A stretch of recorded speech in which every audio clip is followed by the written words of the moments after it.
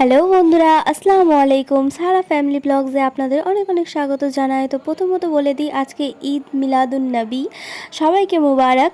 তো যেহেতু আজকে 16 তারিখ, আজকে আমাদের নবীজির জন্মদিন, তো সেই জন্মদিন উপলক্ষে আজকে আমাদের বাড়িতে, পাড়াতে সব দিকটা খুব সুন্দরভাবে সাজানো হয়েছে দেখো।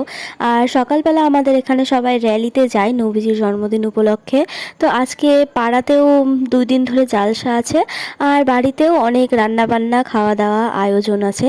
তো ফুল ব্লগটা তোমরা কন্টিনিউ দেখতে থাকো, সঙ্গে থাকো, পাশে থাকো। তো দেখো, এখানে নবীজির জন্মদিন উপলক্ষে জালসার জন্য খুব সুন্দরভাবে স্টেজ সাজানো হয়েছে। আর এইদিকে আমার হাজবেন্ড রক্তও দিয়ে দিয়েছে। এখানে রক্তদান শিবিরও ছিল। প্রতি বছরই আমাদের এখানে রক্তদান শিবির হয়, পাশাপাশি জালসাও হয়। তো দেখো, ও এখানে রক্তটা দিয়ে দিচ্ছে, আর রক্ত দেওয়া অলরেডি কমপ্লিটও হয়ে গিয়েছে। ওই যে বললাম না, নবীজির উপলক্ষে র্যালিতে সবাই বেরায়, তো র্যালি থেকে ফিরে আসার পরই এখানে রক্তদান শিবিরটা শুরু হয়। তো দেখো, রক্তও দেওয়া হয়ে গিয়েছে। আর বাড়িতে দেখো রান্নাবান্নার কত সুন্দর করে আয়োজন করা হচ্ছে, যেহেতু নবীজির জন্মদিন বলে কথা, কিছু তো একটা স্পেশাল রান্না করতেই হয়। তো ওখানে সিন্নিও হয়ে গিয়েছে, মানে সিন্নিটা আগেই হয়ে গিয়েছে রান্না। আর এখানে দেখো পোলাও, মাংস সব কিছু রান্না হবে। তো তোমরা ব্লগটা কন্টিনিউ দেখতে থাকো। দেখো বন্ধুরা, যেহেতু পোলাও রান্না হবে, তো পোলাওয়ের চালটা মা খুব সুন্দরভাবে ধুয়ে নিয়েছে এবং বড় একটা মানে ছাঁকনিতে চালটা দিয়েও দিয়েছে। আর এদিকে দেখো পটলটাও ভেজে নিচ্ছে। আর এখানে আলু আর ডিম ভাজাও হয়ে গিয়েছে। তো পোলাওয়ের জন্য একটা বড় হাঁড়ি, মানে বড় সাইজের হাঁড়ি একটা বসিয়ে দিয়েছে। আর এখানে জিরা, তারপর তেজপাতা সব কিছু রেডি করে রেখেছে পোলাওয়ের জন্য।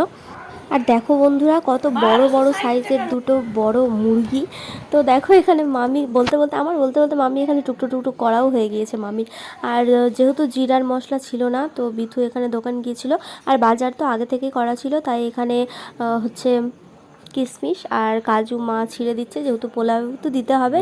তো পোলাও দেওয়ার জন্য মা সব কিছু আগে থেকে রেডি করে রাখছে, যেন পোলাও করতে অসুবিধে না হয়। তো দেখো, আমার ভয়েস ওভার দিতে দিতে মায়ের এখানে পোলাও হয়ে গিয়েছে। তো বন্ধুরা, যেহেতু ভিডিওটা আপলোড করতে অনেকটাই লেট হয়ে গেল, এটা ব্লগটা 16 তারিখের, তো আজকে 25 তারিখ হয়ে গেল সেপ্টেম্বরের। তো যেহেতু একটু কাজের চাপ ছিল, তাই সময় করে ভয়েস ওভার দিতে পারিনি, তাই আপলোডও করা হয়নি।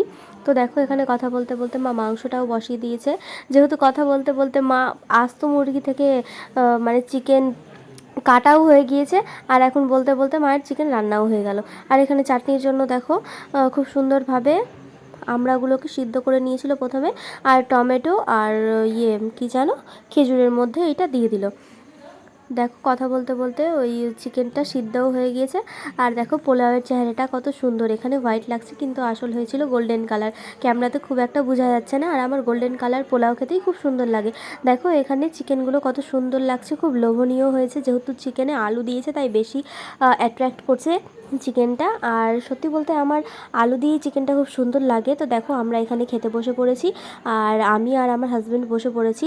আর মা এখানে খাবারগুলো সার্ভ করছে। তো মারাও এখন খেতে বসবে। তো আগে আমরা খেয়ে নিই, তারপর মা খাবে। তো দেখো বন্ধুরা, খাওয়া দাওয়া তো এখানে চলতেই থাকবে। তো তোমাদের আমি এর আগের ভিডিওতেও বলেছিলাম যে তোমরা কেমন কন্টেন্ট দেখতে চাও, আমরা সেই রকমই কন্টেন্ট বানানোর চেষ্টা করব।